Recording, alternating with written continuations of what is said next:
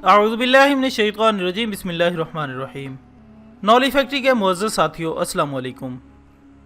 नाज़रीन इकराम, अगर हम अपने इर्द गिर्द नज़र दौड़ाएं तो अल्लाह अज़्ज़ व जल की बेशुमार तख्लीक़ात के शाहकार हमें इस रब्ब ताला की हम्द व सना करने पर मजबूर करते हैं, जिसने इस ज़मीन के बासियों को ऐसी ऐसी नेमतों से सरफराज फरमाया कि जिनका शुमार मुमकिन नहीं।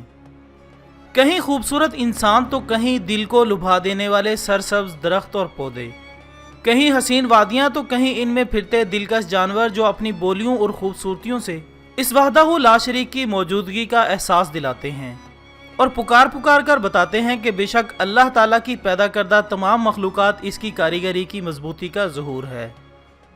अब चाहे वो इंसानों के लिए बज़ाहिर नुकसानदेह और ख़तरनाक ही क्यों ना हो, लेकिन हकीकतन इनकी तख्लीक का मकसद गौर व फिक्र करने पर ही मालूम होता है, जिसकी एक आम मिसाल सांपों का वजूद है, जिनकी साख्त, शक्ल व सूरत और वज़न हमें इन पर गौर व फिक्र करने की दावत देते हैं। तो नाज़रीन, इस बारे में अक्सर पुराने बुज़ुर्गों की एक कहावत सुनने को मिलती है कि एक शख्स किसी बुज़ुर्ग की खिदमत में हाजिर हुआ और दरियाफ्त करने लगा कि आप हमें तबलीग करते हैं कि अल्लाह अज़्ज़ व जल की तख्लीक करदा हर शय में कोई ना कोई हिकमत पोशीदा है, तो ये जो सांप इधर उधर काटने के लिए फिरते रहते हैं, इनके पीछे आखिर क्या हिकमत हो सकती है? तो बुजुर्ग ने जवाबन फरमाया कि बिलाशुबा अल्लाह अज़्ज़ व जल की बनाई हुई हर शय में इंसानों के लिए फ़ायदे हैं।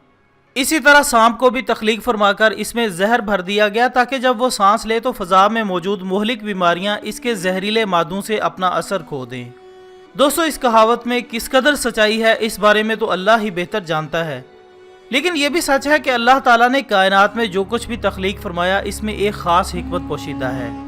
बल्कि खुद कुरान मजीद फुरक़ान हमीद इस हकीकत की शहादत यूँ देता है कि वो जो उठते बैठते और लेटते हर हाल में अल्लाह को याद करते हैं और ज़मीन व आसमान की पैदाइश में गौर व फिक्र करते हैं और बेसाख्ता पुकार उठते हैं कि ऐ हमारे रब, तूने ये सब कुछ बेकार और बेमकसद पैदा नहीं किया।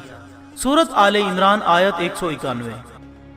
ख़वातीन हज़रात, यहाँ पर अल्लाह रब्बुल इज़्ज़त ने बामकसद तख्लीक का ये एतराफ़ तो इंसानों की ज़ुबान से करवाया है। अब खुद रब्ब ताला ऐलान फरमाता है, और हमने आसमानों और ज़मीन को और जो कुछ इनके दरमियान में महज बेमकसद और इत्तफाकिया नहीं बनाया, बल्कि हमने तो इन्हें ख़ास मसलहत के तहत बनाया है, लेकिन अक्सर लोग इस हकीकत से बेखबर हैं।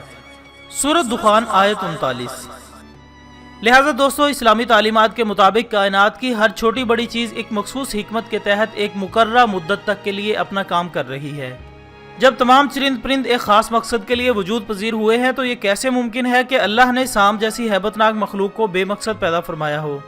दोस्तों, अव्वलीन मकसद का जायज़ा लेते हुए जो नुक्ता हमारे जहन में उठता है वो यही है कि हो सकता है अल्लाह ताला ने इनके साथ इंसानों को आजमाना हो, यानी जिसे ये नुकसान दे अल्लाह इन्हें अजर देता है, जबकि जो इसे कत्ल करे इसकी शुजाअत व बहादुरी का ज़हूर होता है। जैसा कि रिवायात में आता है कि सैयदना अब्दुल्ला बिन मसूद रज़ी अल्लाह ताला अन्हु कहते हैं कि हम रसूलुल्लाह सल्लल्लाहु अलैहि वसल्लम के साथ गार में थे। उस वक्त आप सल्लल्लाहु अलैहि वसल्लम पर सूरतुल मुरसलात उतरी थी। हम आपकी ज़ुबान मुबारक से ताज़ा ताज़ा ये सूरत सुन रहे थे, इतने में एक सांप निकला। आप सल्लल्लाहु अलैहि वसल्लम ने फरमाया, इसको मार डालो। हम इसको मारने के लिए लपके तो वो हमसे सबकत ले गया। तो आप सल्लल्लाहु अलैहि वसल्लम ने फरमाया कि अल्लाह ने इसको तुम्हारे हाथ से बचा लिया जैसा कि तुम्हें इसके शर से बचाया। यानी सांप की बदौलत हमें अजर व सवाब में मिलता है और हमें बहादुरी, शुजाअत जैसे अलक़ाबात भी सुनने को मिलते हैं। इसके अलावा हम अपने नाज़रीन की मालूमात में इजाफे के लिए बताते चलें कि हिंदुस्तानी मज़ाहिब में सांप को एक मुबारक और ताकतवर महाराज न सिर्फ समझा बल्कि अक्सर इलाकों और अकीदों के लोगों में पूजा भी जाता है। नाज़रीन का हम हिंदुओं की मशहूर मजहबी किताब महाभारत में सांप को क़ुव्वत, ताकत और अकीदत का मंबा गर्दाना जाता है। दोस्तों, सांपों की कहानियाँ और किस्से तो लातादाद हैं, कुछ शानदार, खूबसूरत और हसीन, तो कुछ दरिंदे और दुश्मनों को तबाह कर देने वाले। बल्कि यहाँ तक कहा जाता है कि अगर सांप को मार दिया जाए तो इसका दूसरा साथी हर हाल में बदला लेकर रहता है। नाज़रीन, बावजूद इनकी कसरत के अल्लाह ताला सबको रिज़्क़ फराहम करता है और इसी तरह इनके पैदा करने के साथ अपने बंदों को ईमान और यकीन के एतबार से भी आजमाता है। मेडिकल के शोबे में कई ऐसे नफ़ा देने वाले इंजेक्शन और दवाएँ हैं जो कि सांप के जहर से तैयार किए जाते हैं। इस जहर से बनने वाली एक दवा से दिल के दौरे का इलाज किया जाता है। सांप के कांटे का इलाज भी सांप के जहर से बनाई जाने वाली दवा से किया जाता है। इसके अलावा सांप फसलों को नुकसान पहुंचाने वाले कीड़े मकोड़ों को खाते हैं और इस तरह ऐसे कीड़े मकोड़ों की तादाद एक हद से नहीं बढ़ती। پھر بہت سے نقصان دہ حیوانات ان کی خوراک ہیں جن سے ماحول میں اور طبیعت میں ایک توازن قائم ہے جس کی اللہ تعالیٰ نے بڑے احسن اور مضبوط طریقے سے تخلیق فرمائی ہے۔